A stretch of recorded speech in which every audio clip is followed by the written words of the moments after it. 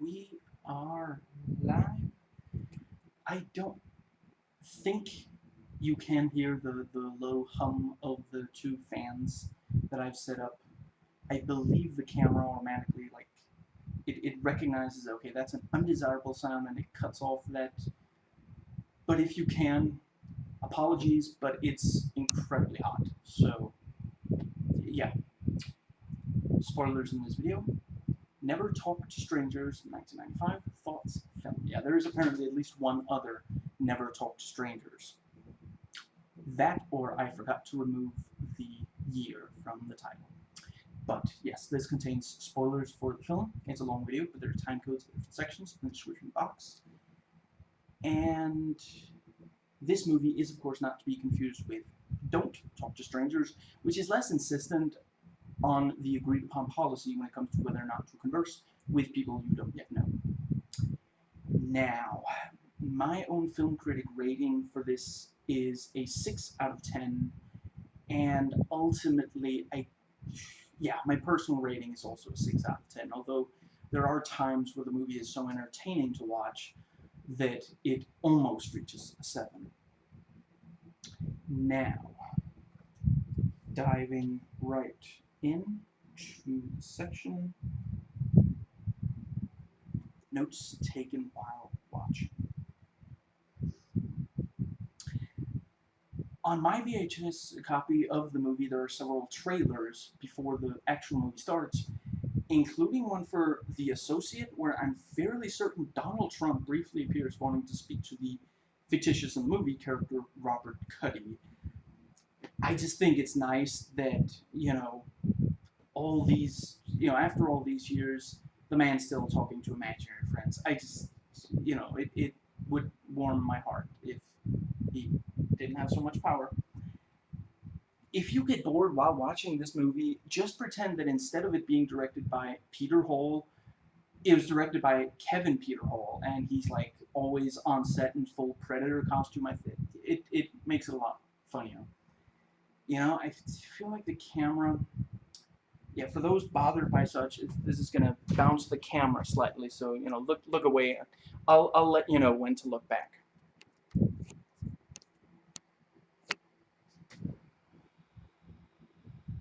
Yeah, that's right. You can look back now. So they do a good job of making Harry Dean Stanton utterly loathsome right from the very start. If I have MPD, multiple personality disorder, to quote the riff tracks for The Dark Knight, got that, audience? Please, oh please tell me that Max's last name is Security. The gallery of general piercings, I'm not sure if it's supposed to be like erotic since it's a sex thriller, or if it's supposed to be off-putting since it's a sex thriller. Audience, please take note. She has a cat. She likes the cat. The cat is cute, and the cat is currently alive with absolutely 0% of its insides on the outside. Okay, so Max's last name is Chesky. I'm going to pretend that it's Sketchy. He comes from a long line of Sketchy. And she explains that schizophrenia is not the same thing as DID to the audience, and Max's lawyer. I really like, a lot of movies, they forget, they just need a character to ask the question so that the audience can have it answered by another character. Would the lawyer himself really not know? Like, I just feel like of all the people who might know the distinction there, he might, since this is literally his defense, and he's the defense attorney. Just, wow. Okay, so far I really, really like Rebecca in this role. She always has a snarky reply when someone's, when it's at all called for. And the second time she meets Tony, she refers to him as the Burgundy snob. He's like trying to be all, suave, and no, it's, you don't want that wine, you want this wine. And she's like, oh, Burgundy snob. What year? I was hoping this year. I was talking about the Latache. Antonio Banderas is genuinely charming.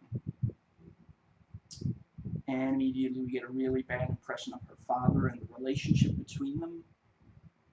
Him coughing, is that supposed to be like off-putting? Because I mean, that's like, I mean, sometimes like movie shorthand is really unfortunate because like if the guy has a disease, he can't help but cough.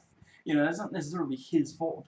But I probably the idea is that it's like he is like basically he's in a really bad state, and this is why he says that he needs her. And you can't help but notice he's not.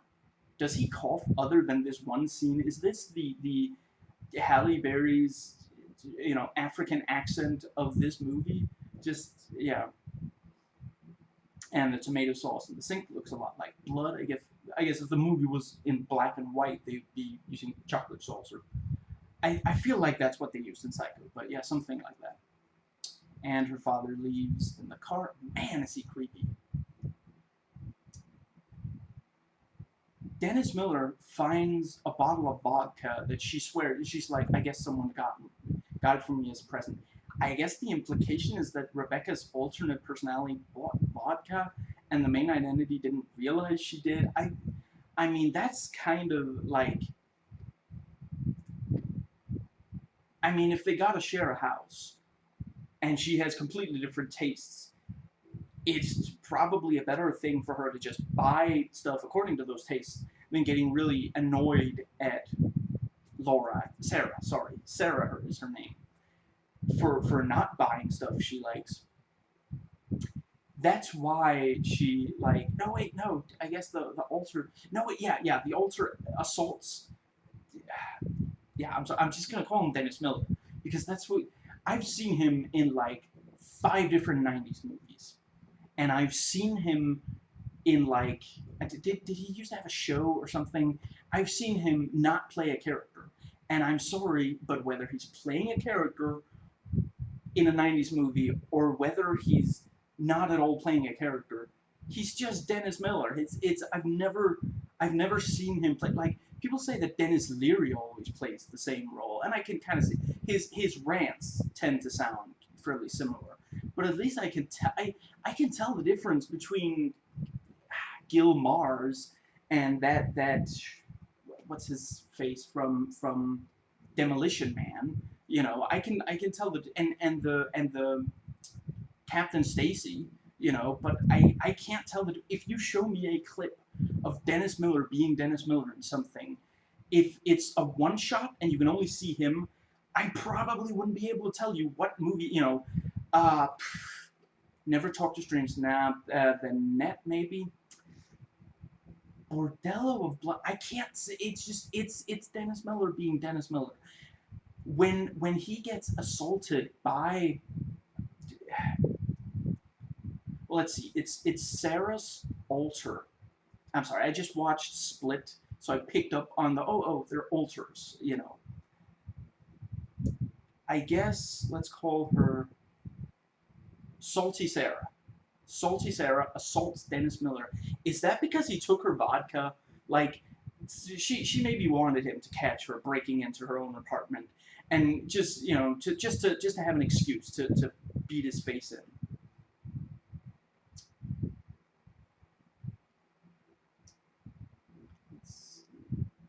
Tony, who's Tony? Is he even remotely as pushy and irritating as I am? A wine tasting, is that what the kids are calling it these days? Or those days? 1995. Excuse me. There we go.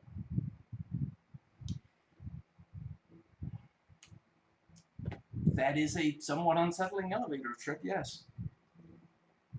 So one of the first things Tony, or at least that we see, it cuts in time. It's entirely possible that they discussed, like, I don't know, stock prices before, but one of the first things we see Tony and her talk about is Benny disappearing on her. Once you watch the entire movie, you realize that's because he was trying to figure out what happened to Benny. But on the first viewing, the main thing we think of is that she has to be careful getting close to people because she might be abandoned again, and she wants to avoid that pain. You know, the last time she thought she knew someone, he split, so maybe she'd prefer Tony remain a stranger to her. And we've already met her father, and I believe at this point she's already said that all she remembers about her father was that he was never there, and which that's also something that gets explained by the end of the movie. And I guess, yeah, it's just, you know, if for those who don't know, I kind of I have a little bit of a weakness for this kind of thing. The 90s stalker thriller, you know, yeah, with like erotic stuff. I enjoyed watching them in the 90s. I was very much a 90s kid in the 90s, and yeah, I enjoy these, and I love how preposterous the twist is, and I can't. I enjoy this movie. I can't. I'm just not going to pretend that it's any better than it is. You know, if you want this kind of, I would definitely, from what I remember at least, you know, that movie doesn't have a twist, but the hand that rocks the cradle, I remember as being substantially. It has more of a kick to it than this. You know, I saw a review saying that like the first half hour or something is absolutely boring, nothing really happens and such. And yeah, kind of. It's yeah, and also from like looking at what else this director's done, yeah, it seems like he didn't. It wasn't really necessarily something he wanted that badly to do. It was maybe like to further his career or something. So he didn't. Some of it is actually that's almost the kind of weird thing. Parts of this movie are really intense. You know, the bit where the heater's about to fall, and whenever someone pulls a gun, you know. But then you also have these boring stretches, so it's like, yeah, I don't know, but yeah, the hand that rocks the cradle, I remember as feeling more substantial, even though obviously, I mean the hand that rocks the cradle, it's a movie where, you know, young women in the 90s, all of their anxieties about the like living a normal life, all of their anxieties are brought up in that movie, and that's kind of the point of the movie. You know, it's not supposed to be Shakespeare, as they say. It's super not. That's I'm not saying that, you know, oh, so you can forgive that's bad. No, it's like it is not trying to be anything more than just this is what 90s women are afraid of.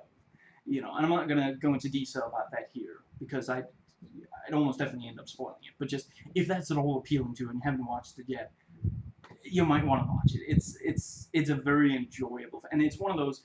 Some of these movies were smart enough to realize, you know what, we're going to be really dated in just in years from now. So why don't we put something that people are going to remember in this movie? And I'd say, you know, this movie, you know, the twist and the thing with the heater and maybe the cat, you know, what was it in that other movie, a boiled rabbit or something, like, you know, just oh yeah, yeah, actually I guess it's no, it's a trope. It can still be memorable even if it's a trope, but I'm not gonna give it away. But the hand that rocks the cradle has some stuff that you're gonna remember years down the line, you know. But yeah, I think I watched Single White Female, but it must have made no impression on me.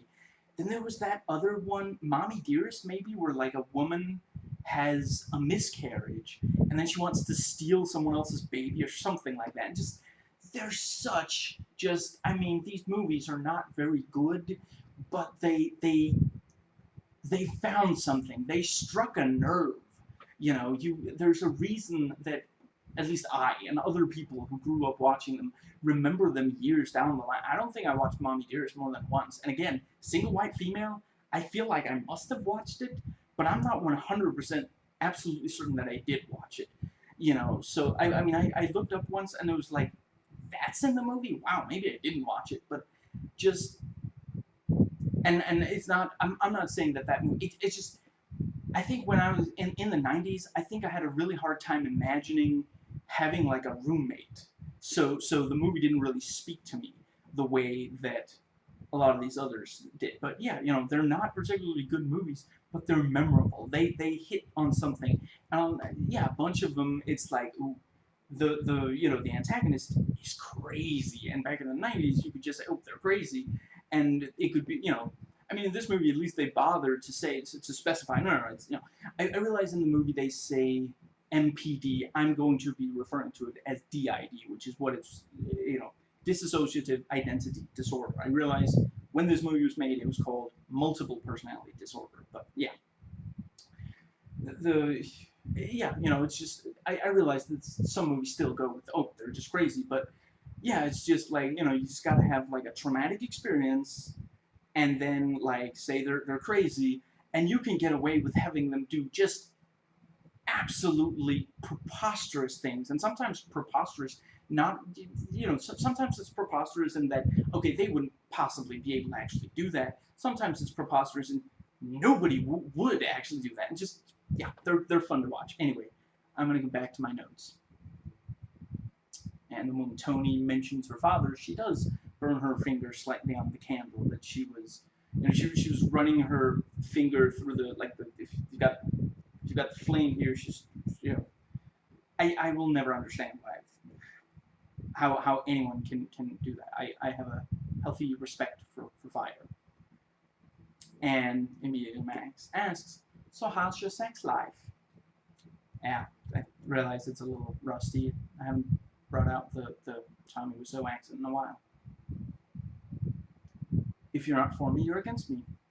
Max invoking the Bush Doctrine, and she receives the dead flowers. They do a pretty good job of making them look quite nasty, and we subconsciously link them to Tony because we hear his voice on the answering machine as she looks at them, and on the first viewing, we expect them to be beautiful flowers. So he both left her a message on the machine and sent beautiful flowers.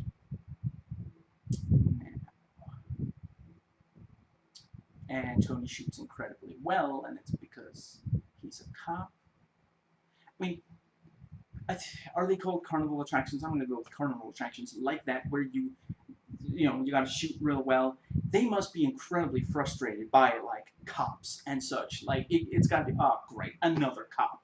It's just, do some of them just straight up deny cops?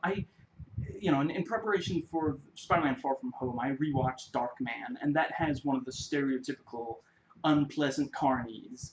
And it's just like, do they just get really, really frustrated by cops? Yeah. Tony nicely straddles the line between being like, pushy in a romantic way and pushy in this kind of, okay, this is a bit much way. And she tries to shoot and she faints because the flashback to what we later realize is her mother falling down the stairs. And that's also some, I mean, if you just, some of these movies are really, they didn't really bother with. But this movie, I mean, obviously, it's that standard, how did you write this mystery thing? I figured out the end and then I wrote backwards from there, But it's actually that, I've watched it a number of times now, and yeah, once you know the twist and you go through the movie, there are all these little hints added and little subtle, once you know what's going on, I think this is one of the movies that are worth watching again once you know the twist. And the first time you watch it, yeah, if you watch this far, I've pretty much already given, I've already given parts of the twist away. The idea is you watch this video after you've watched the movie, unless you're dead set on never watching the movie. But yeah, I think it's worth watching at least twice. Once without knowing the twist at all, and then once knowing the twist. Because, yeah, there's a lot of setup along the way, and it's like you have some of these movies, and they just have, like, stupid stuff, and then at the end it's like, oh, the stupid stuff was because of this, this, this. But then when you watch it again, it's like, no, it's just stupid. It's not there because of that. It's just they needed something like, sorry, just for a second, it looked, I have like lights set up for a second. It looked like a wire was close. No, I made sure it's not close to the light. Don't move towards the light. So I just watched the Drawfee Newsday, Part Tuesday, Reduce-day, and when the yeah the part about walking into the light. If you haven't watched that, Drawfee. Most when I post this, the most recent. You know what? Let me real quick. I'm gonna get you the title for it just so you can, because it's absolutely amazing if at all you're into that sort of humor. And don't worry, I'm not gonna leave a bunch of dead air here.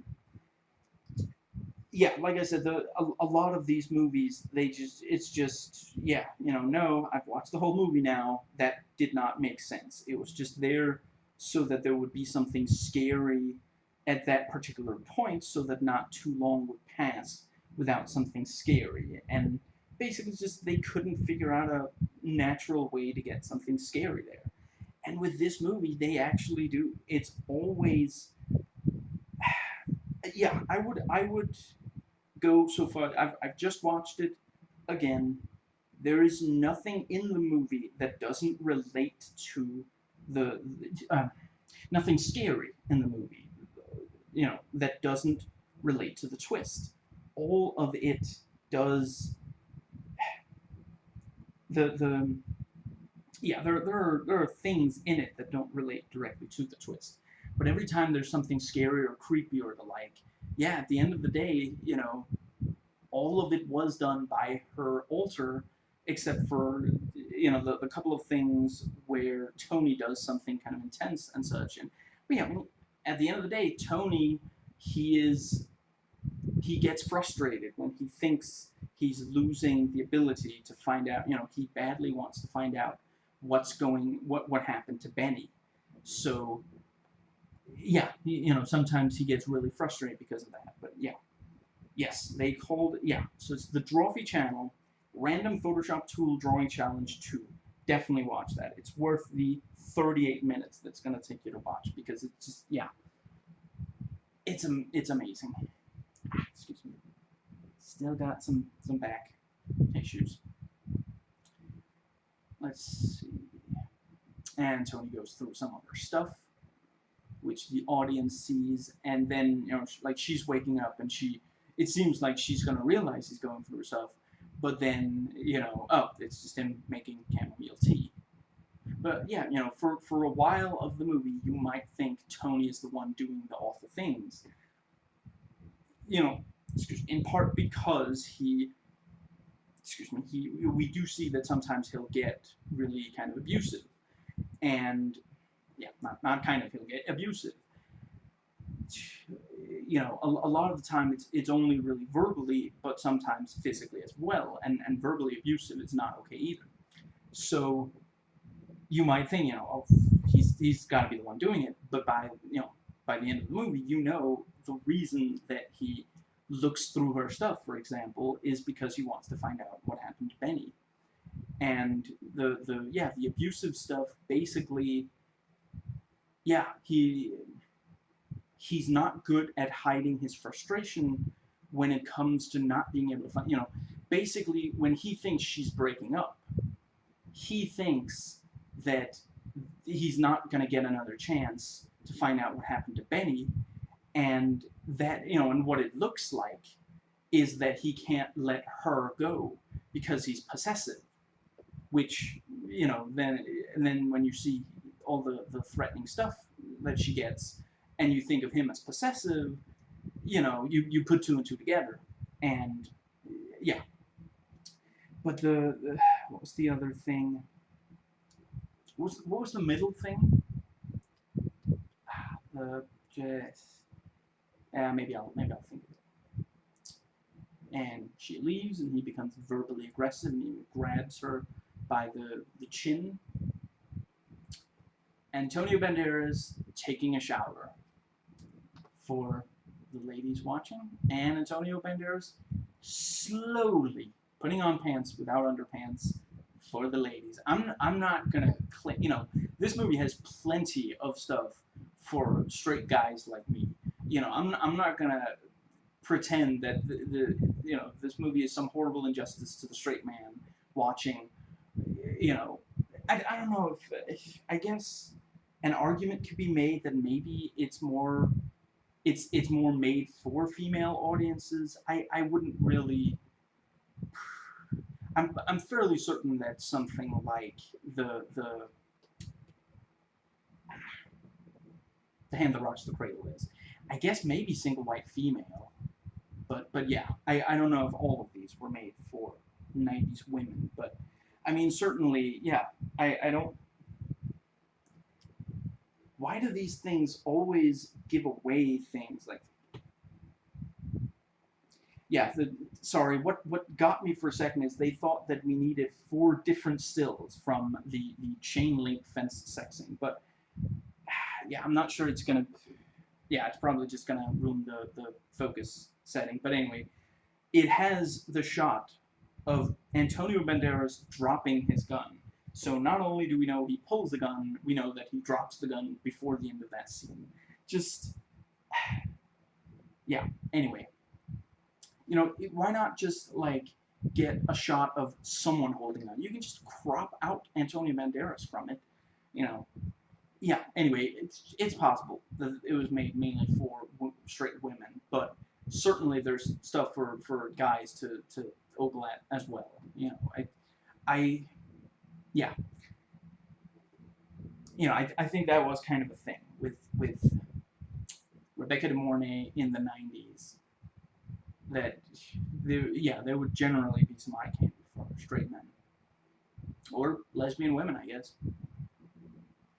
And Salty Sarah starts the sexual encounter by slapping his face. I kind of like that, she does that, and then he's like, and anything else just. I mean, dude, you didn't hit her, but you did like grab her by the chin, and also like when he handed her back the stuffed animal, like I know that's like I gotta stop saying like so much. I sound like a teenage girl. I'm not saying there's anything wrong with being a teenage girl, but I'm not one, so I should stop talking like one.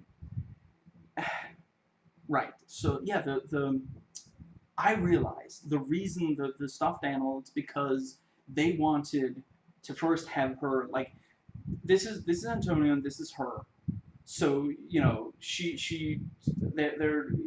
get into an argument and she's starting to leave, so she goes all the way over here, and then he's like, "You forgot your stuffed animal." Picks it up and walks over, and she comes back a little bit, but then when he's handing it back, like he sort of hands it to her, and she like grabs it, and then he like tries to yank her back, and it's I think it's supposed to be intense. I think we're supposed to find it like intimidating, but it looks hilarious because they're playing tug of war with a stuffed animal. It looks so ridiculous, and it's just like I'm not saying all the writing in this is like perfect or something. That was pretty awkward.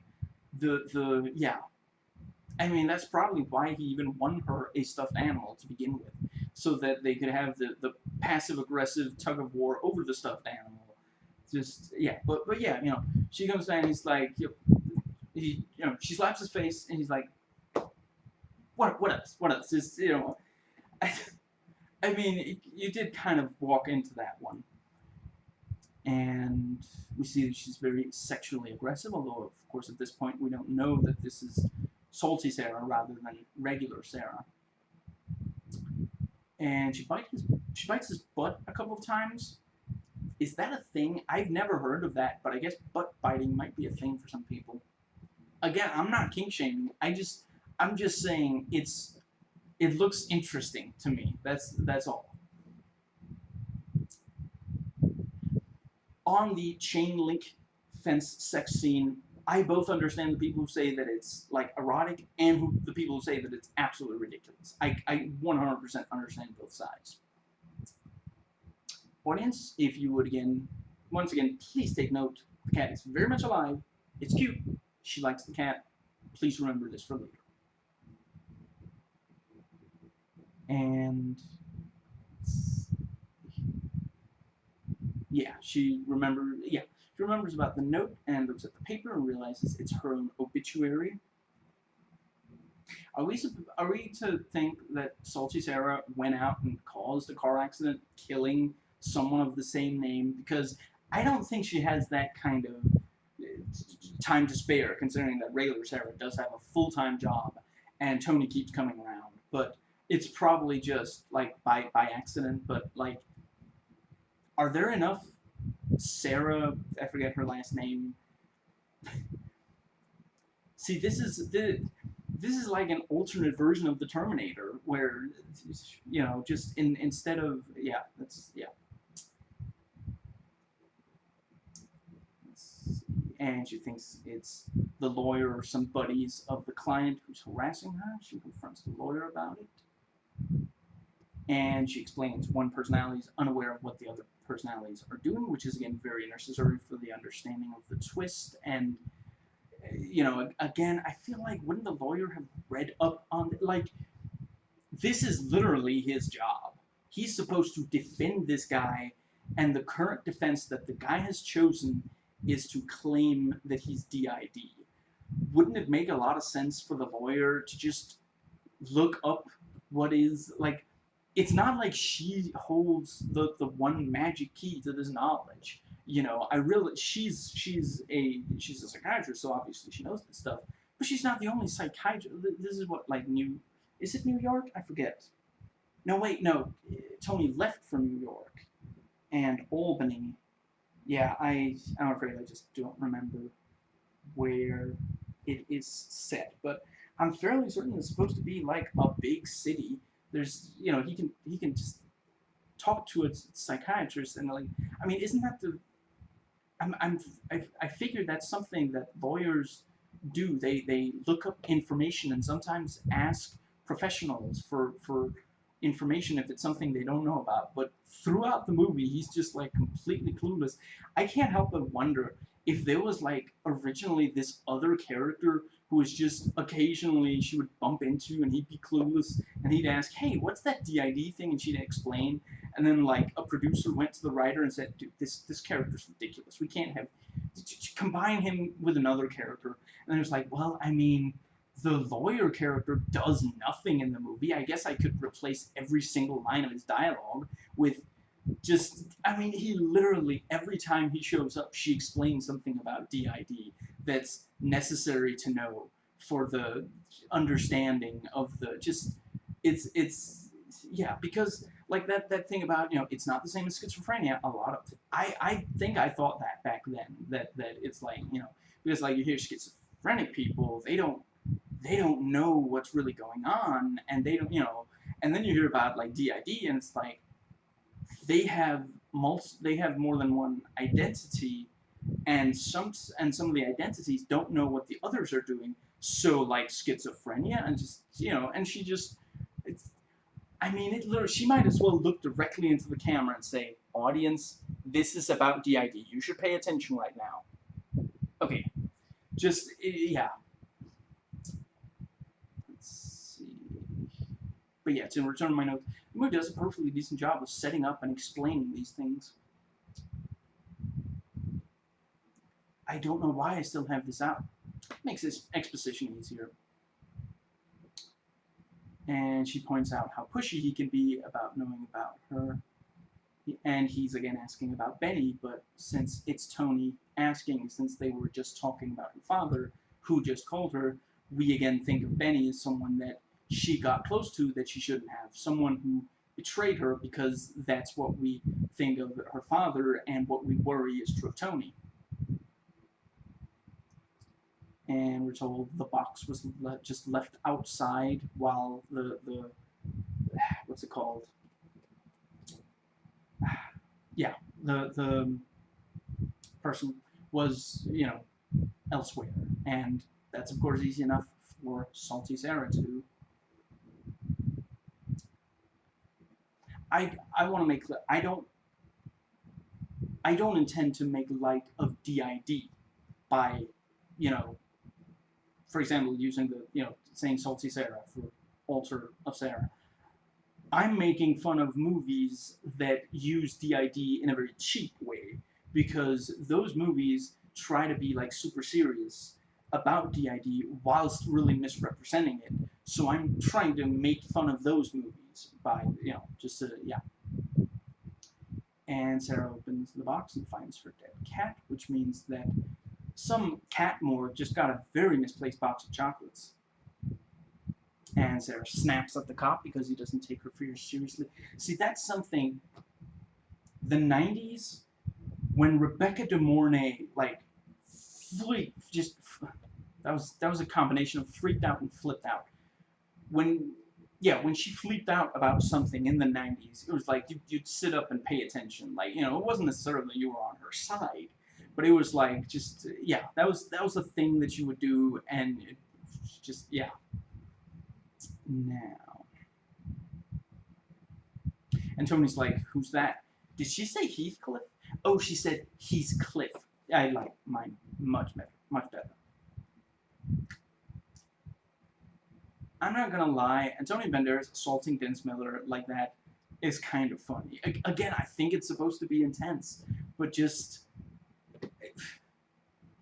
I mean, I guess it's probably not funny for people who politically agree with Dennis Miller, but for those of us who don't, it's, it's dating in the 90s. Well, the 90s sex thrillers made it look a lot scarier than it was. And he wants to do trust falls. Tony, you're too big. That's what she said. Romantic trust fall slow-mo montage intercut with slow-mo sex and slow-mo snowball fight. So I don't. You can't possibly tell me that this movie has no worth at all. I'm sorry, but let me just scroll back up so I can. Yeah. Romantic trustful slow-mo montage intercut with slow-mo sex and slow-mo snowball fight. You can't tell me that that's not worth. I'm not saying you have to watch the entire movie, but just I'm saying if you watch the movie and you think back, excuse me, that's the kind of thing that you maybe remember, and you're like, was that seriously in the movie? And just and your movie and your life is just a tiny bit better for having witnessed that. I hope that's on YouTube for people. You don't have to watch this entire movie just for that, but just that's really really funny. And honestly, the movie probably is supposed to be for like 90s women who would find all of that like romantic and like attractive, because to and meanwhile their boyfriend is in there like, what am I watching? What did she trick me into watching this time?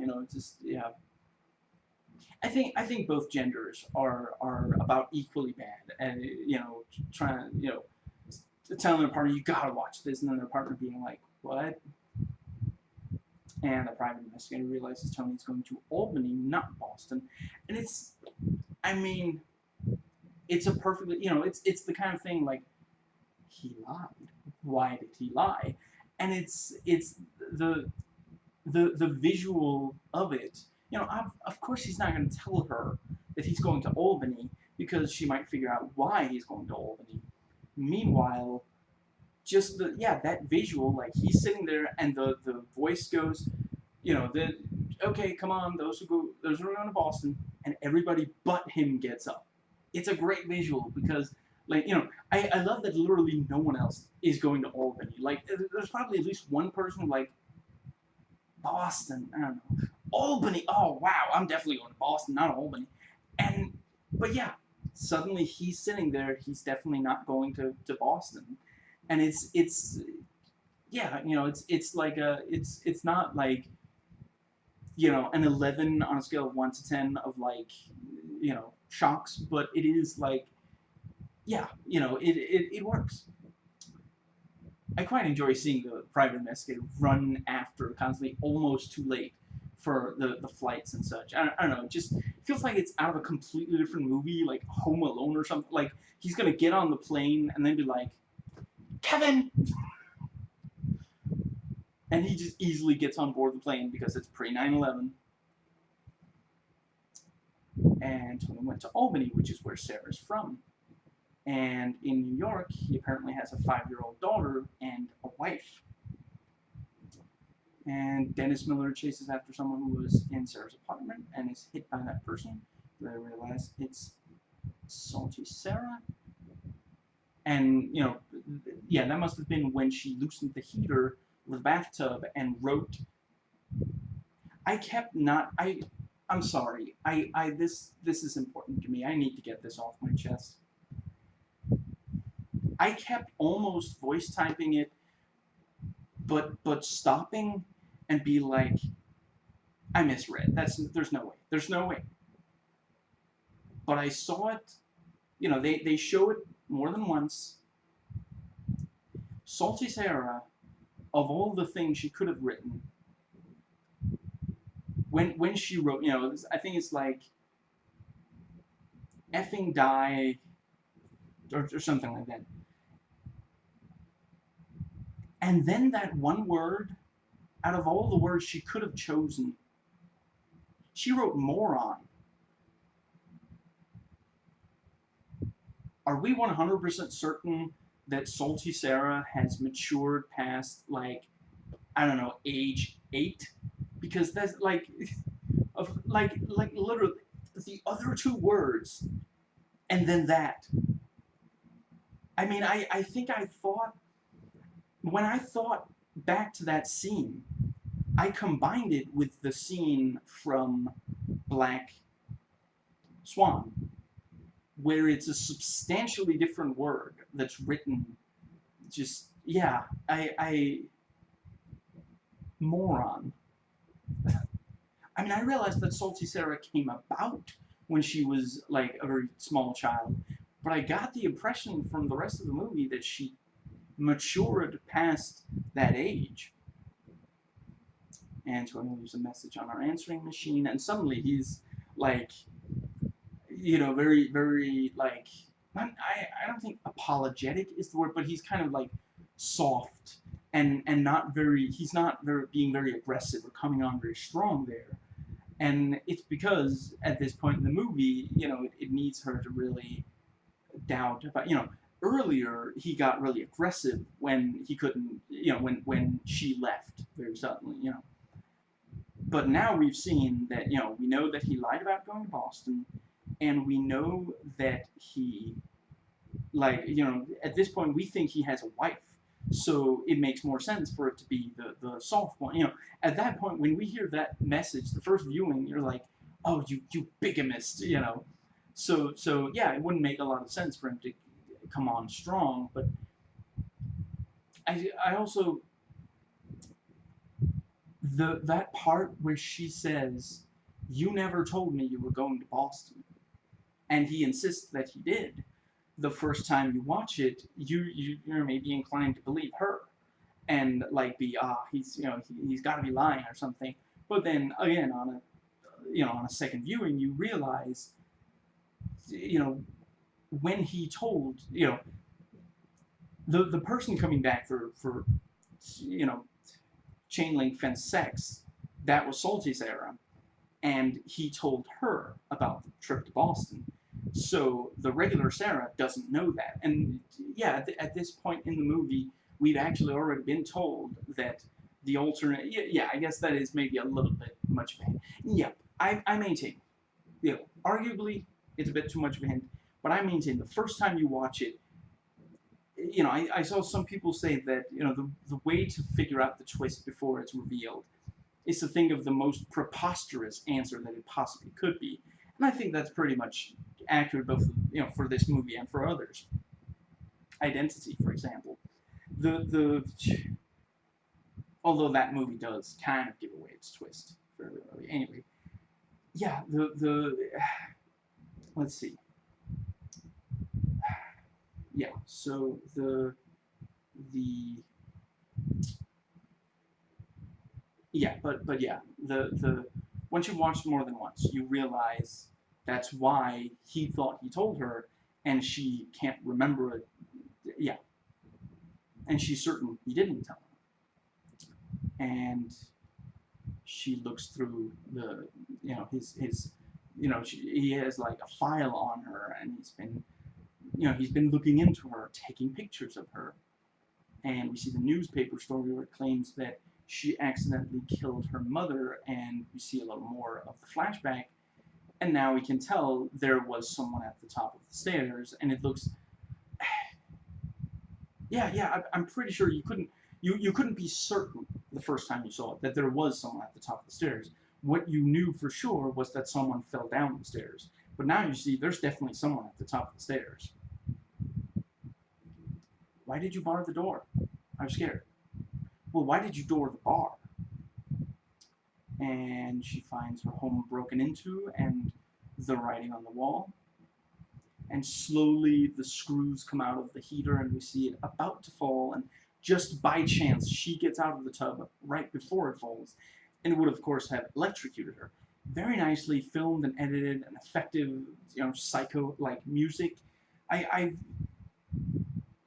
They did a really good job on that. You see the heater and you see the screws coming off and falling out, and then cut and lands in the bathtub, and it lands behind her, and she can't tell. It's such a small bit of mass change to the water. She can't tell from just and the water's running at the same time, so she can't hear the little plop sound of it, landing in the water either.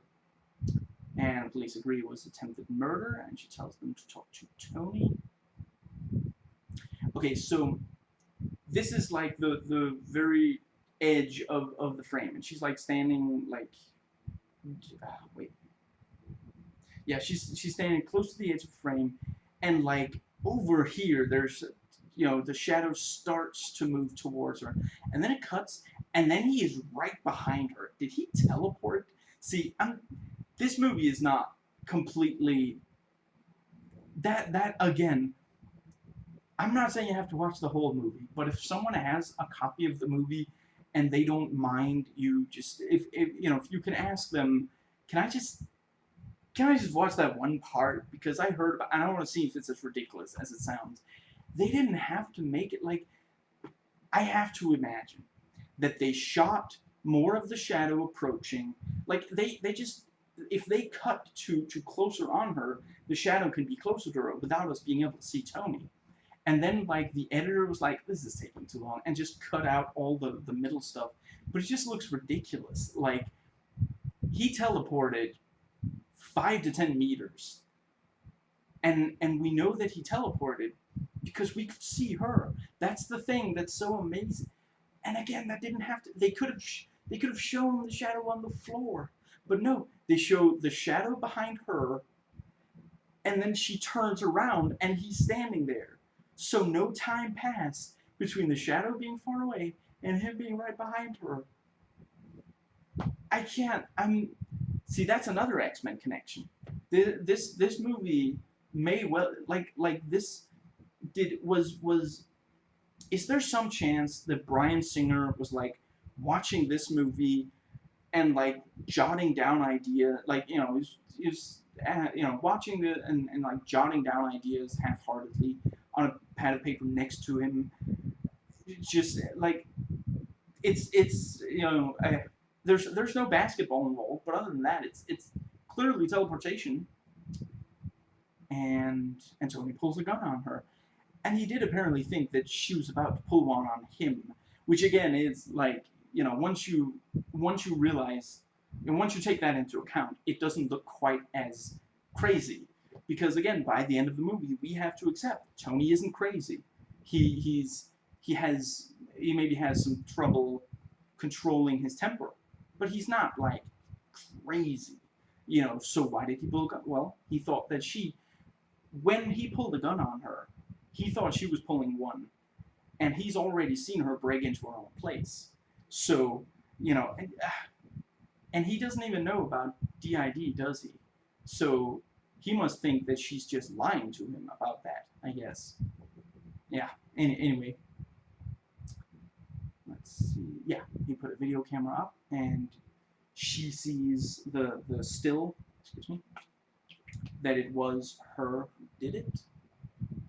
And her father comes in, and we see more of the flashback. And again, we see the shoes approaching, and then she says, I remember the sound of your shoes on the floor, of your feet approaching. And that is something, and that's again where it is kind of tragic, but that is what when you, yeah, real people who have been abused, the for example, if it was while they were in bed, then they have a really strong memory of the sound of the approaching feet, for example, or the way the person smells, or the way it feels when they get really close, when you really don't want them to be close, stuff like that. So yeah, and again, to the '90s audience, that it rings true. It's like, that's I read that somewhere that that's what they say, and we realize it was her father who killed her mother and then made her pull the trigger to cover for him. With '90s forensics, I think it's possible that they would have been able to realize that her mother was shot after falling down the stairs, but that scene takes place maybe like 20 or 30 years in the past, and back then, I'm not sure if they would have been able to. Of course, as another reviewer points out, with '90s forensics, they should be able to tell exactly who shot who in the climax of the movie, so it doesn't completely hold up, but yeah. And Salty's era takes back over, and we're told that he sexually abused her when she was a child. And Tony's saying, "Trust me," triggers a flashback of the father, so she shoots him. Like all men. The line's so nice, she said it thrice. And she pulls Tony's gun on her father and shoots him. And regular Sarah takes back over and assumes that she shot Tony in self-defense after Tony shot her father. Which, I mean, what possible reason could there be for Tony shooting her father? That must be that he was, yeah, at that point it really looks like he must have been the person who was going after her. And yeah, they can't tell that that was Salty Sarah. And Sarah explains the last few pieces of the puzzle of DID to the audience. "So good to have you back to your old self, Sarah." And the elevator door closes and the credits start. See, again, that's like you can get a lot of audience goodwill back if like the very ending of your movie is effective. And yeah, this is a very effective movie ending. If you're if the movie has you. If not, it's not. Without end credits, this movie is 79 minutes, and with it's only 82. Like the VHS cover says, it's 86 minutes. It's 93 minutes with trailers and without end credits, but it's 96 with end credits. So yeah, regardless, it doesn't quite match. But that is a short movie, and I mean, at that point, it really hits you. Again, another review pointed this out, but the this is a padded movie. Like, it's a slow, padded movie, and it barely gets, like, it doesn't even get to an hour and 20 minutes if you don't count the end credits. So that's, yeah. Anyway, moving on to the next section, which is called, buying time, notes taken before watching. And let's see. Yeah, this is basically, I took a couple of notes on the trailer. Yeah, the yeah, the trailer.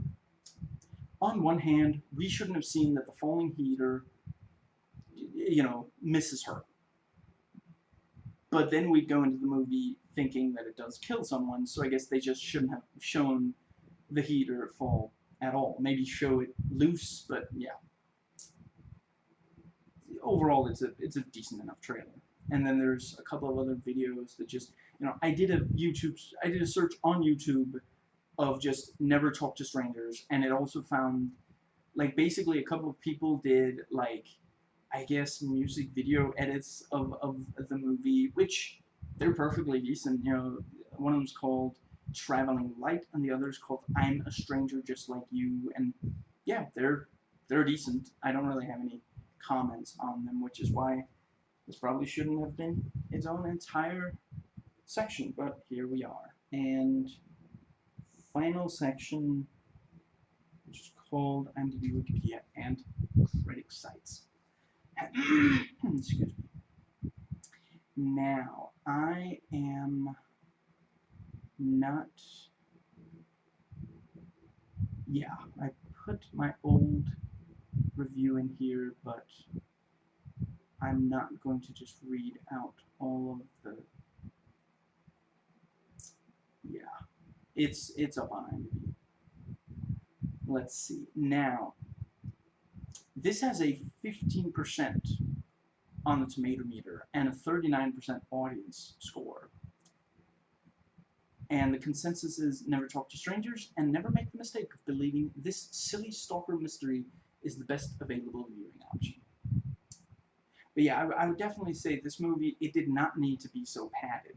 They could have, honestly, I mean, no, they should have been able to come up with more stuff without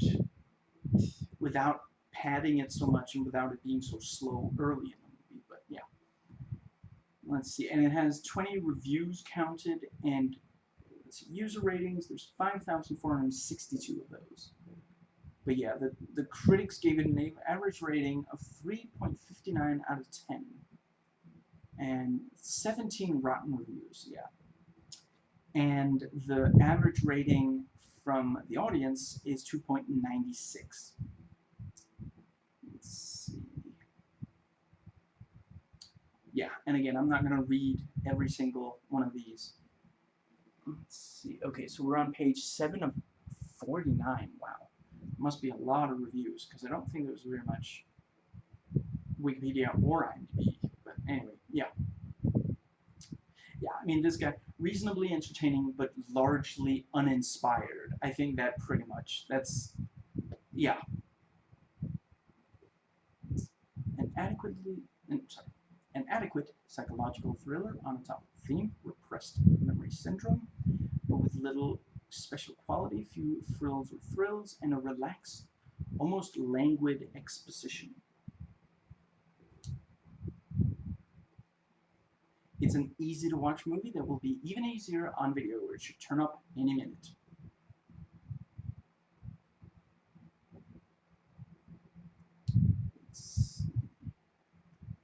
Hall can't triumph over the problems in the script or tie up all the loose ends, but his brisk, competent approach does minimize the effects of these flaws. It's mysterious and sexy enough to keep tension alive until, too bad, the whole thing collapses with a twist ending that is nearly laughable. I mean, yeah, it is the, like, it really is a ridiculous twist. You know, we are literally asked to believe that Salty Sarah's alternate personality, tried to kill her. You know, that is, yeah. And in general, the things that she managed to do, that just, yeah. Here's a sure method to guess who done it in bad mystery thrillers. Pick the suspect most likely to shock the audience, and you have the killer. Because that is the, you know, basically, you're not supposed to suspect that Sarah is, you know, she seems like she's just the innocent victim in all this.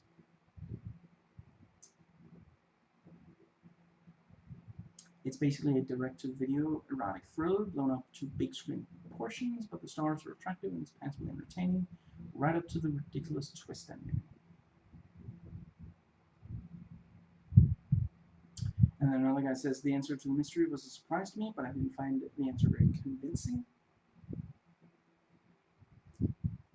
Excuse me, another guy says, barely watchable. There's plenty of sex, there's little plot, there's reason to watch something else. Yes.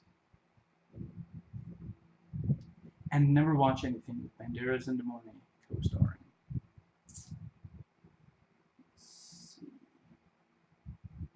The film is rife with unexpected revelations and twists, but the filmmakers' sly maneuvering instead of sucking the audience deeper into this psychological thriller are apt to make them feel manipulated. Maybe one of the least subtle motion pictures this year. Borderline ridiculous and ultimately pointless thriller. Even with its sights set this low, the film misfires on every level. Utterly forgettable. Now, let's see. Sorry, those were all Rotten Tomatoes critic reviews. Now we get into the Rotten Tomatoes user reviews.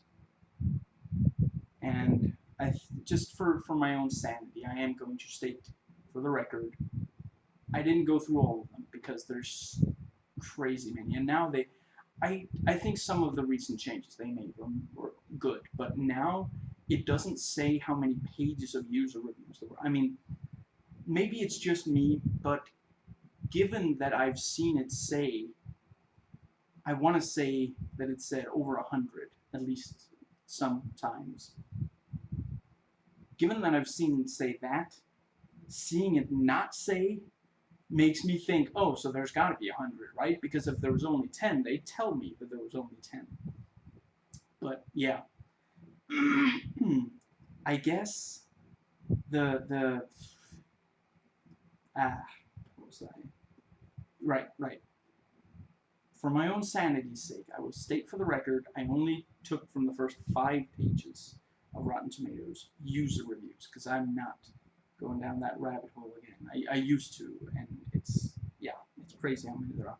And they used to stop at like page 59. It couldn't go to page 60 or it just wouldn't show anything.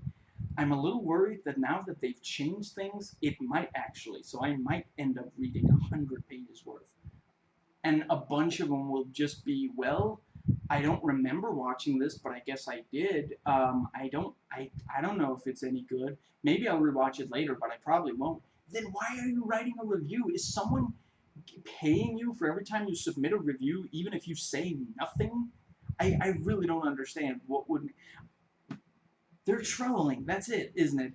Those people are just trolling. I'm not angry. I'm excited. I think that's...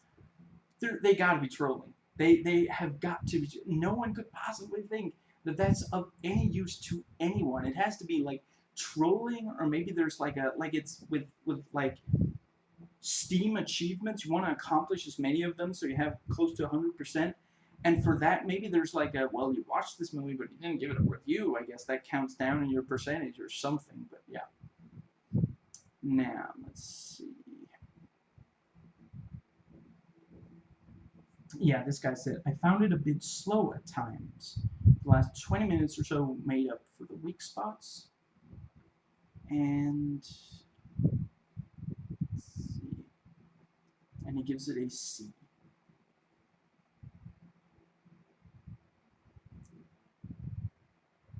Moody but tense.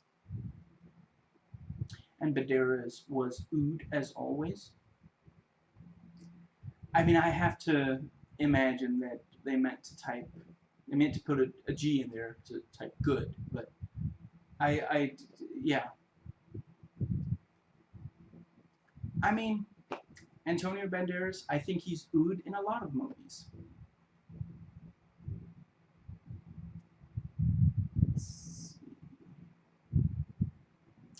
Good story, awful acting.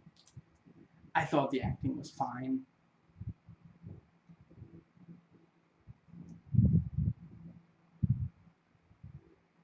The story and the acting was good enough, but the outfits were scary. Of course, in the 90s, when this movie was made, everything would have been fine. Grocery store level romance novel condensed into a movie. I think that's a really good way of putting it.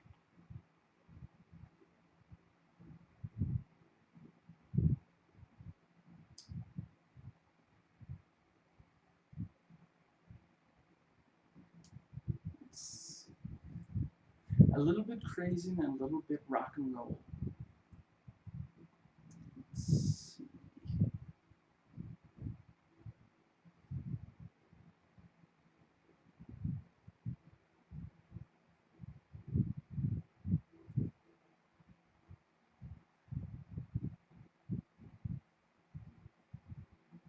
Yeah, okay, I'm just gonna, yeah. What I liked, Rebecca De Mornay. What I didn't like, Antonio Banderas shirtless, pantless for a good part of the movie. He really wasn't, not for that much. Anyway. Weird thoughts. How do you sit in a theater and watch yourself bite Antonio's butt? Final thoughts, never watch again.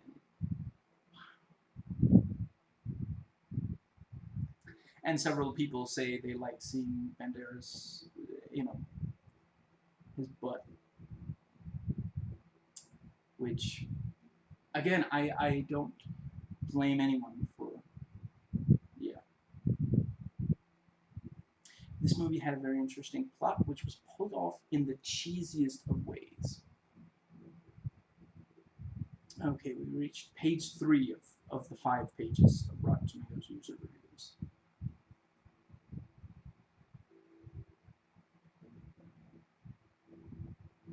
And this one guy goes as far as to say that, yeah, it has Rebecca De Mornay in it, so you're sure to see some crazy stuff, such as tossing Antonio Banderas' salad.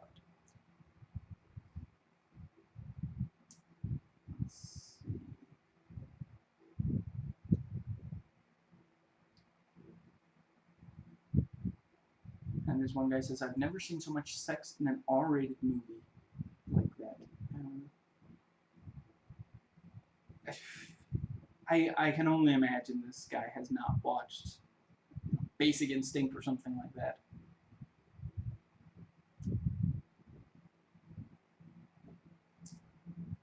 Which, Basic Instinct, I don't remember exactly. I think I used to know, but I don't offhand know when Skinamax became a thing. But I think maybe Basic Instinct kind of inspired Skinamax because there's no way that Basic Instinct has names in it. Like, people that were taken seriously. It was directed by Paul Verhoeven. He was a big name back then. But it's the kind of movie that you'd find on Skinamax, just with names in front of and behind the camera. So I can only imagine it was made before Skinamax or when Skinamax was just barely starting. But yeah, it's a big budget Skinamax movie. It really is. Just, yeah. Now, let's. This is still one to check out aside from all the sex.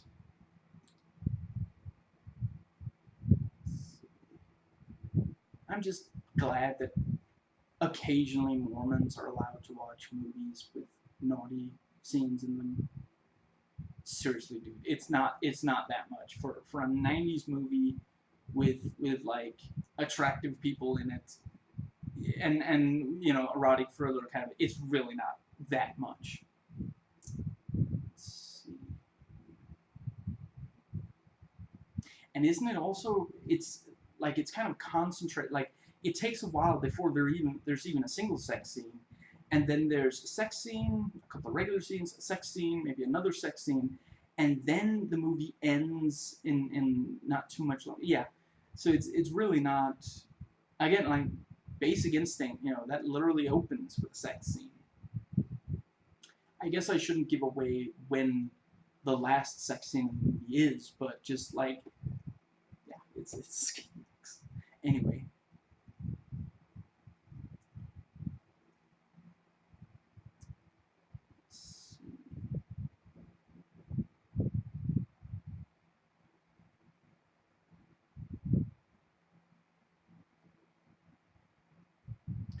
I could probably make the case that this film is the 90th movie ever made. It takes itself way too seriously. The score is ridiculous dramatic.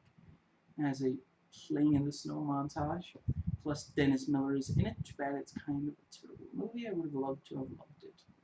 Yeah, like I said, I don't think it's terrible.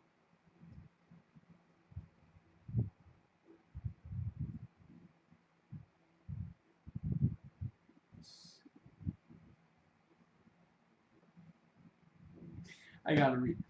Even though he has mullet-like hair, Antonio Banderas' ass is sweet, and you get to see a lot of it. The movie itself was just okay, a little too easy to figure out.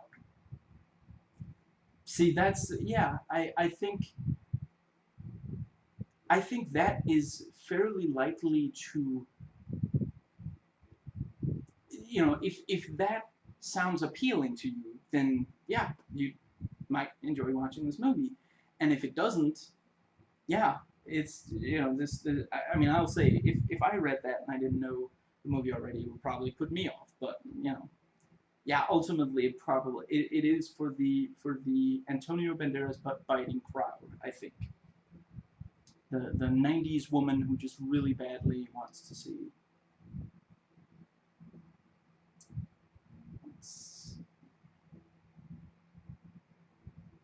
And this guy says he thinks it should be rated NC-17 because the sex scenes are graphic and intense.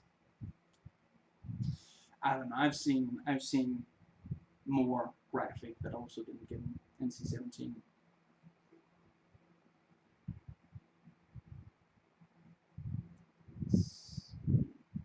I'm not gonna get into a tirade at this point in this particular video about how, apparently seeing two people have sex is just this horrifying. You definitely don't want. I'm not saying like kids should watch something like that, but like saying that you for sure. I don't know. I mean, I guess I understand why some people say you should be 17 or 18 or older before you watch something like that. I just don't think that it's something, the a 16-year-old is going to have ideas like that even if they don't see it in a movie. Now, let's see.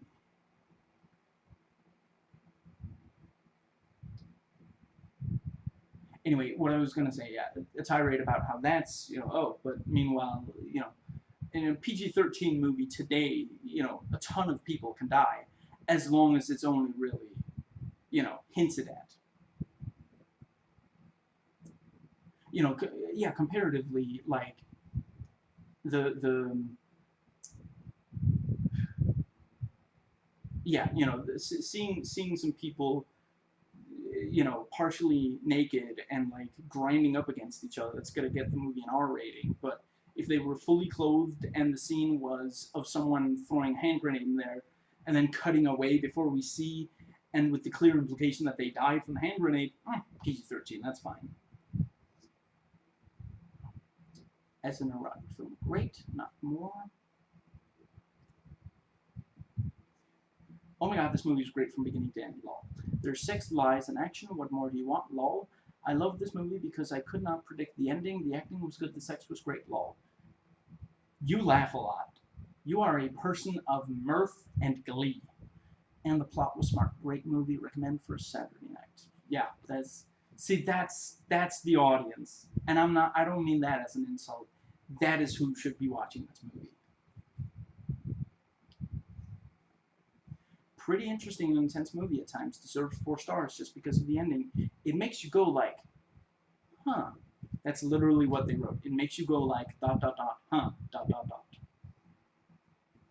See, here we go. Review will be written when/if rewatch. Probability 0. First viewing 12/1/1999. Who needs this information? Are you filling out a survey?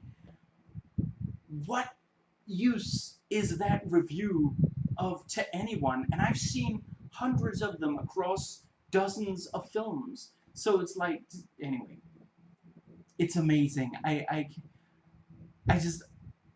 probably myself would not write something like that. That's all. Okay, this guy put it in all caps. Great ending, surprise, some hot sex, murder, and craziness. Oh, sorry, surprising. Yeah.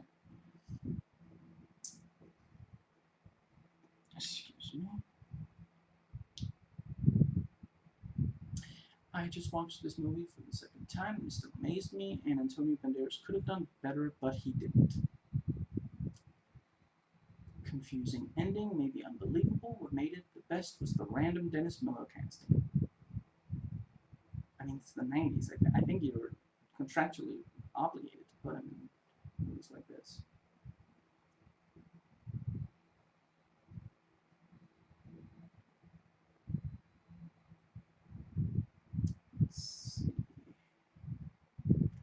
sexing it up in the wake of Basic Instinct. Rubbish, predictable story. It's basically a worse version of Basic Instinct. Yeah, there's definitely some truth there. Let's see.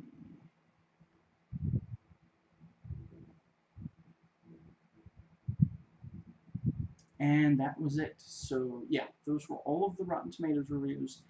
And on Metacritic, this has no listing, no reviews, nothing. So yeah, that happens sometimes. But I mean, it's not a complete, like, I've found movies on there that I thought were much more like obscure. So I don't know.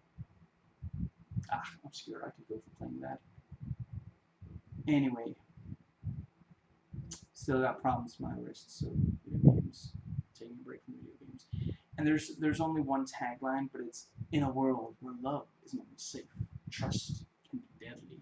Which is, I don't know who, I don't know how many different people are writing these taglines, but I think whoever wrote that tagline should get to write like hundreds of taglines for different movies, because that is amazing. That is, see, that, if I saw, I think I was given this by someone I knew, but the if I had like seen it somewhere and I read that tagline, I think that might have talked me into it.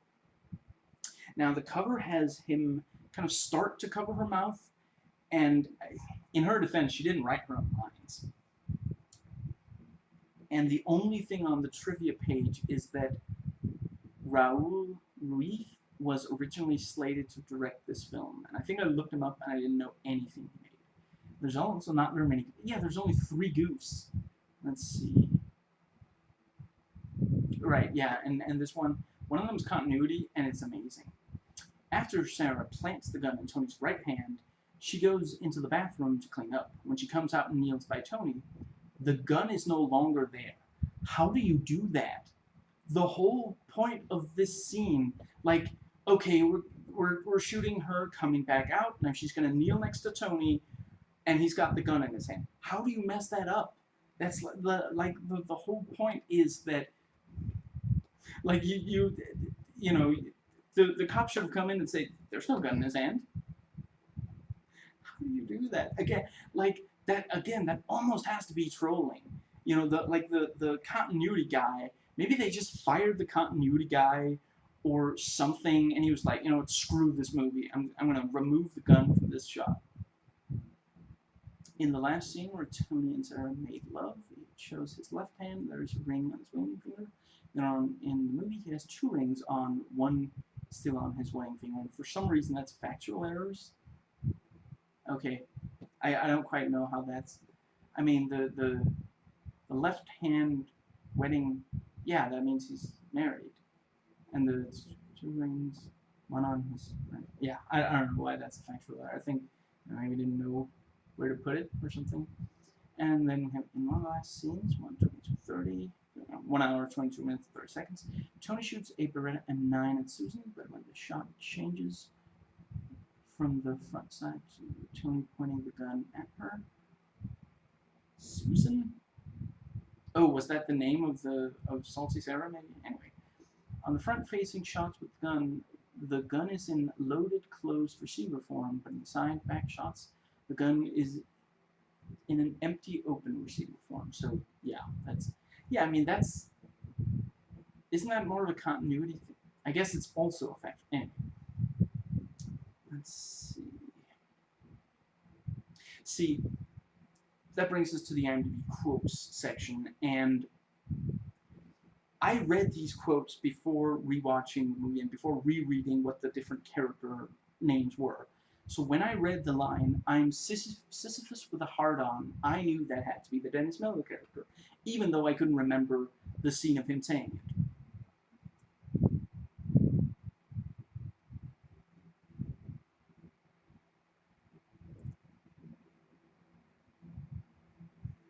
This is how I like my men, wet and naked.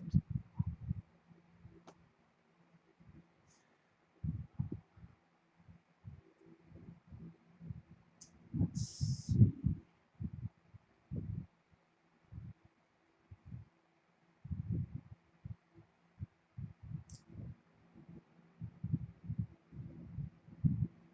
And oh right, yeah, and the yeah, this also has the so good to have you back to your old self, Sarah. Thanks. That is so deliciously on the nose. They wanted this to be the films and the decades. She wouldn't even harm a fly. Let's see. And it says under alternate versions that an unrated version is available on Laserdisc, which I just wish it said what the differences were, but yeah. I don't think I'm going to go out and buy another copy of this movie. This one works perfectly fine, and I don't know what the differences are. I guess there might be pages on the internet that could tell me exactly what the differences were. I guess what I'm getting at is I'm not that passionate. I don't need to find out what the differences are to see if I would buy. It's a fun movie, but it's not some masterpiece that would. Yeah. And let's see. Yeah.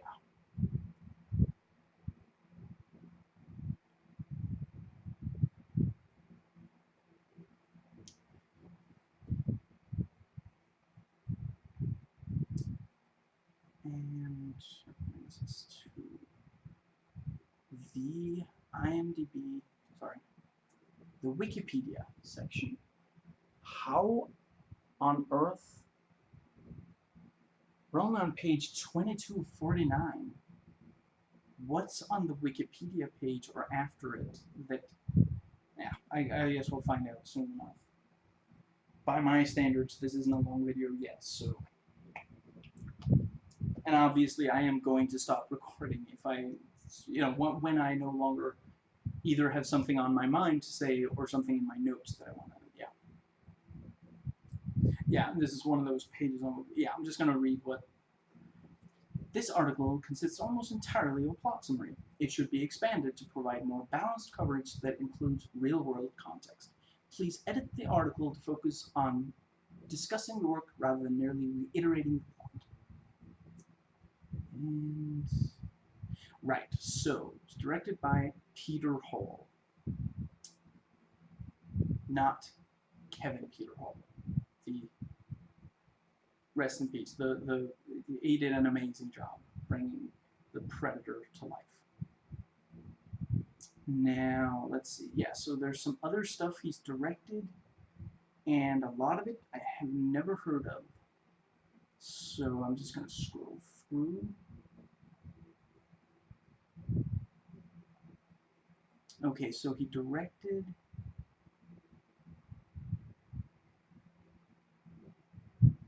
Yeah, I guess no. Work is a four-letter word from 1968. Did four-letter word back then mean what it does now? Because, I mean, yeah, depending on what your job is, work may be a four-letter word. I don't intend to be using four-letter words in this video. The budget was $6.4 million, and the box office was $6,800,000. Yeah, that, ouch. They just barely made back the budget. But yeah, let's see. I guess, yeah, I think I'm going to read aloud some of the plot synopsis. Excuse me. Let's see. See, I do think this does a very. If you watch the movie and you don't understand the ending, read the Wikipedia. Yeah, I think it does a quite good job of explaining. Yeah, right. Just briefly, the thing with Sarah herself just remembers that her father was never there for her when she was a child. And Salty Sarah explains because of the sexual abuse. One of her aunts got her away from the father and refused to let her father see her, and because and the regular Sarah didn't understand why, because of it was the other, yeah, it was the alter who was, yeah, So, let's see. And I guess, yeah, I'm gonna.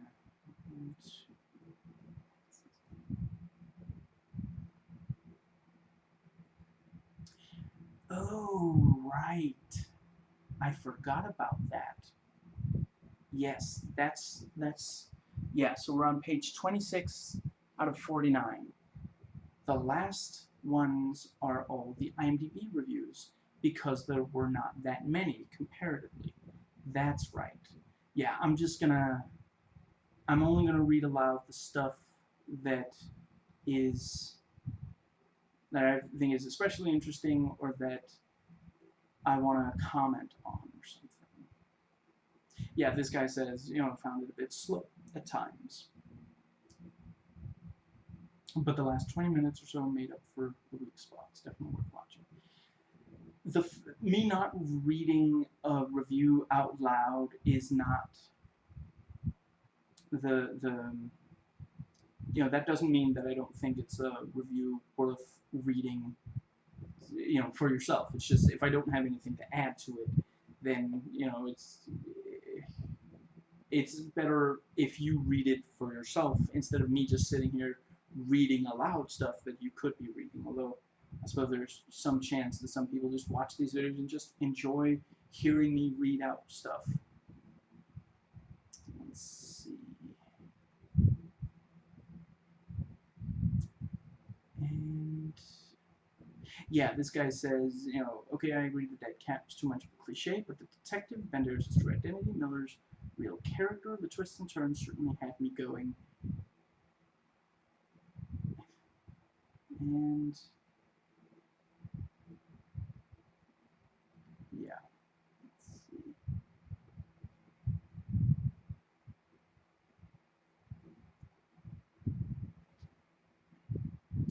Yeah, the yeah, this guy says the movie is capped by a surprise ending. I defy anyone to guess correctly. I do think, yeah, the ending is probably the actual twist is probably quite ridiculous, but yeah, the idea, the thing of like what's the word? The You're not very likely to realize on the first viewing that she has an alternate identity, or yeah, the yeah, and that it's the alternate identity that's doing all this stuff. Now, let's see. As the plot unfolds, it appears as if De Mornay's character has nowhere to hide and nobody she can really trust. Various characters appear more or less likely to be guilty of terrorizing her. The film also very definitely portrays Sarah's need for a relationship with Tony, even though she is terrified that he's hiding something from her. The acting is top notch, and the plot is full of satisfying twists and turns. If you're in the mood for a strong, solid thriller, this ought to be a top choice. And yeah, I do think it does a pretty good job of that because, yeah, like the let's see, basically, uh, if you yeah, the first time you watch it, the stuff the threatening stuff she gets, it could be from Max's friends on the outside. It could be from what's his name, Cliff. It could be from Tony. I guess it could be from her father even. Yeah, it really the yeah as revenge for not letting you know for pushing him away or something. Now,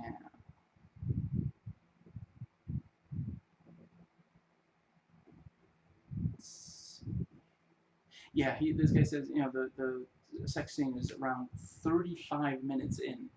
Considering that the movie that's almost wait let me think 79 was the yeah That's just over halfway through, and I think that is the first sex scene, the first really like erotic scene. So, yeah, this really isn't a movie to watch if you just want a lot of sex scenes.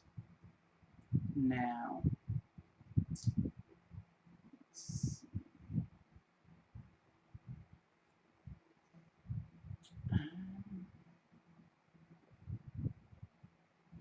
this guy thinks Harry Dean Stanton wasn't very convincing, and he could have been.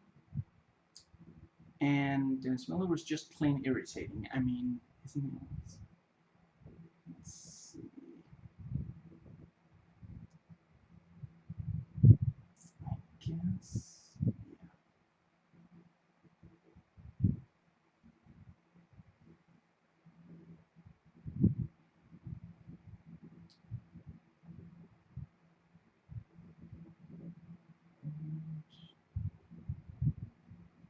Yeah, this guy, yeah. Although primarily a mystery, it spends a lot of time as a romance between the two principals and then switches gears before the onset of tedium. As a result, there's a considerable dead spot in the middle of the film, which may have influenced some reviewers' ratings.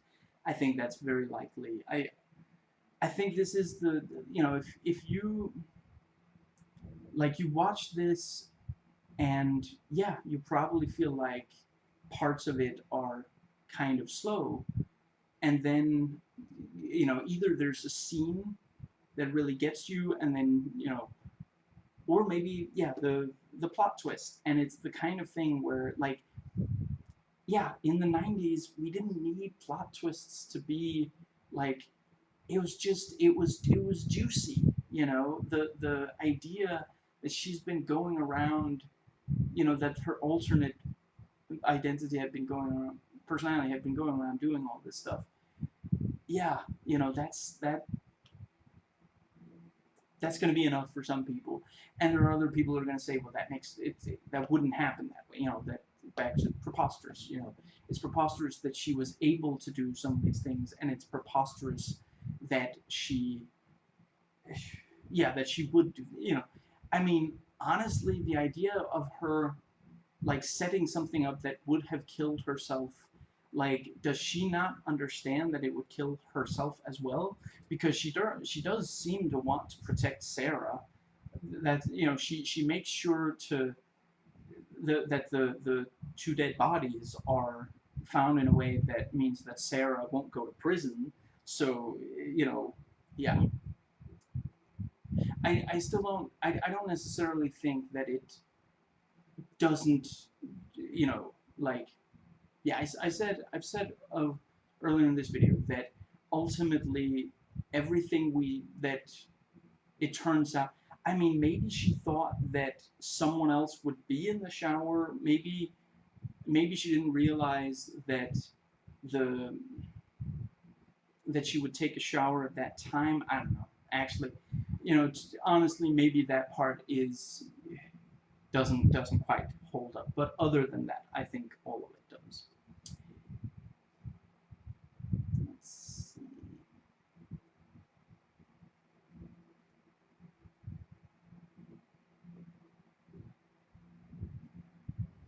And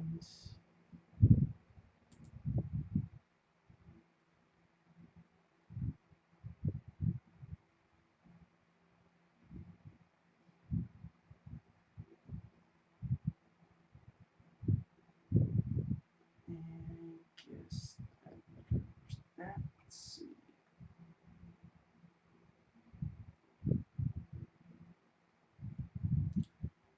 And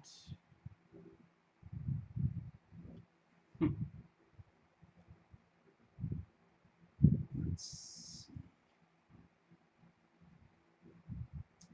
Maybe that is about. Let's see. We are on page 37 of 49, so we're getting there. I have to admit, I had completely forgotten that there were so few IMDb reviews that I put them in. I only do that, and there's very, very few when it doesn't take up very much of a file. Because some of them, you know, there's hundreds or thousands of reviews.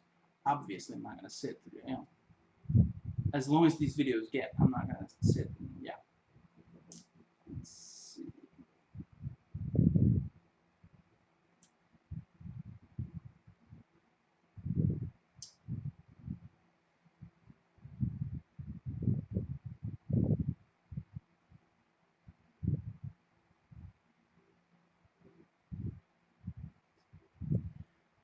clocking in at under 90 minutes, Never Talk to Strangers is like a well-made wading pool.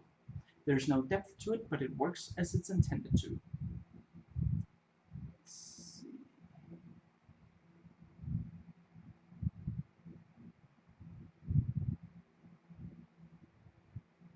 The movie moves quickly enough that it never asks you to take their relationship too seriously. He's one of several people who say that they don't really have chemistry with each other, the two. Yeah, Banderas and De Mornay, obviously. And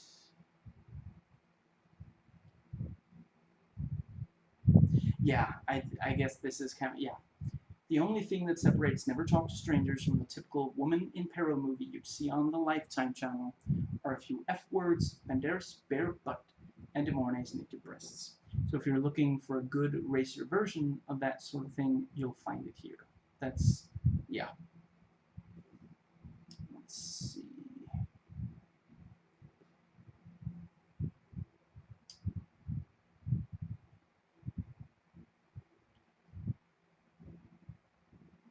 Yeah, this guy points out the really good, yeah, the cast, yeah, they knew what they had in these actors.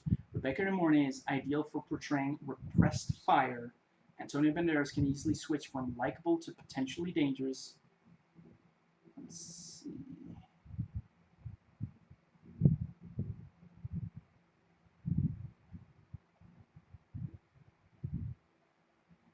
But yeah, that's very true. They, I don't know if they wrote it for those actors or they just cast it real well, but yeah. And it is again. I mean, let's see. One more time. It's from '95. Yes. So let's see, '95. So Desperado may well have come out. I think was not the movie that introduced them to American audiences. I think was that from '94 or '95? I forget. But yeah. So if not, if it hadn't come out, then certainly people knew that he was cast in it, and then it might become kind of a success. So yeah, and yeah, De Mornay, that's exactly right. That's the kind of thing I've seen her in movies where they didn't understand that that was her strength. Let's see. Excuse me.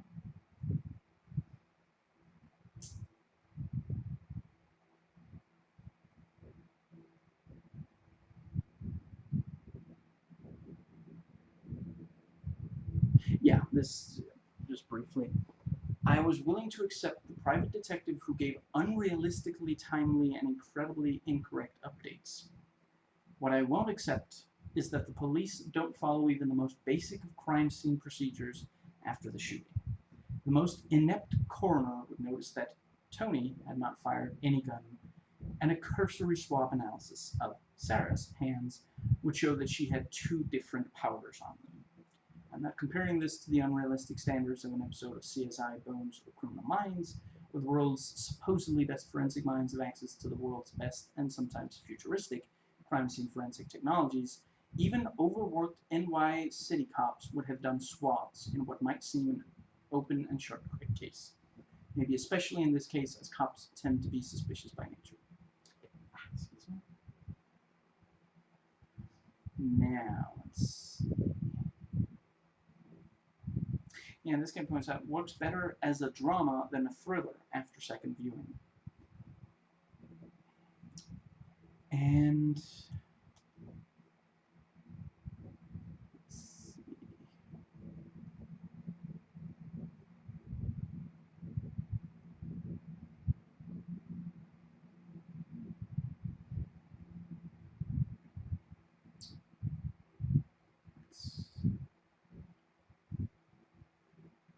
this movie doesn't quite work as a thriller.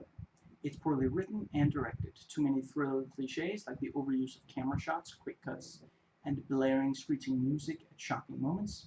There are a number of stalker suspects.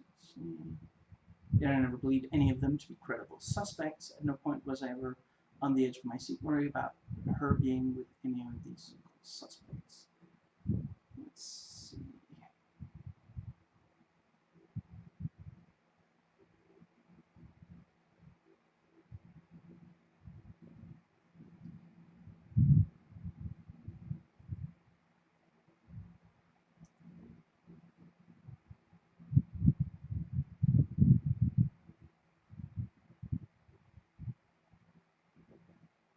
Yeah, in spite of its flaws as a thriller, once you know what's really going on and watch it again, makes for a decent drama as long as you ignore the annoying, overdone, shocking ones in quotes. Second time through lets you actually understand the whys about things. Unfortunately, most people aren't going to want to watch this a second time. This thing a second time. Yeah. Now,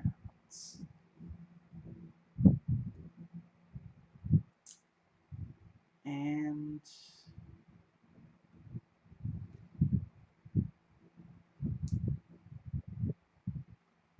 let's see.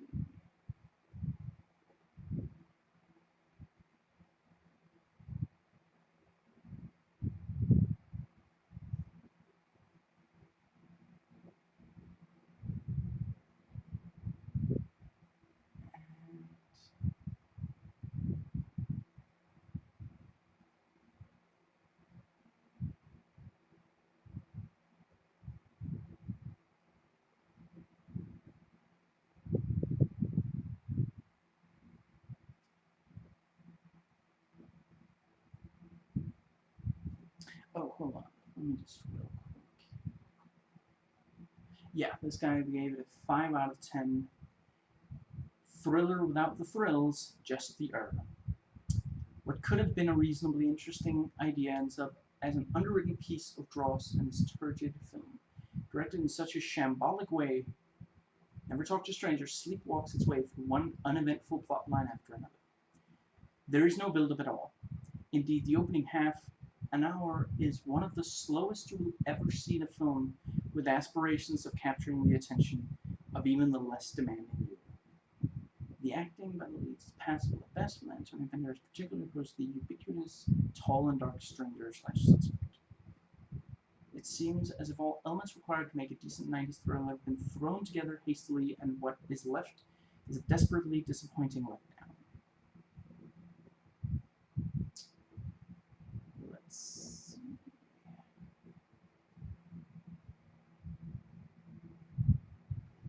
I guess that might be more or less it.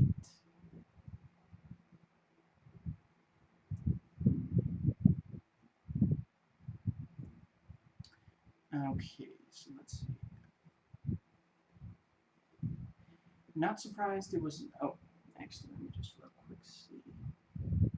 Okay, I can't see what this guy gave it, but the summary is unsurprising, boring thriller. Not surprised this was a bad idea. This was a bad movie. After all, it's Canadian. Hey, I'm not Canadian, but I've seen some good Canadian movies anyway. But it but did it have to be so uneventful? You could walk away from almost any part of this movie for 15 minutes or so and not miss a thing. And because of a goof by the director, I figured out who the killer was a long time before anyone else did.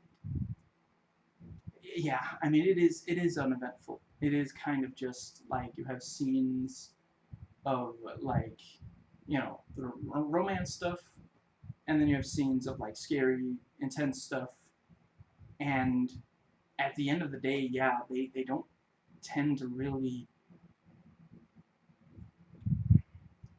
affect things in a really just yeah. I think it could have had more drive on the whole mystery solving front, and I guess yeah, I don't think it needed to be so padded.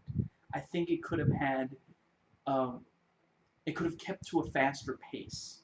I mean, I guess you can only have so much of a fast pace for the romance stuff, for example. But overall, I do think that it could have had a faster pace, especially considering that I mean, primarily it is supposedly is a thriller. It's supposed to be something that really grabs the yeah, and not to be gross, but it could have had a lot more sex if that was the kind of thing it was going for. I guess yeah the let's see.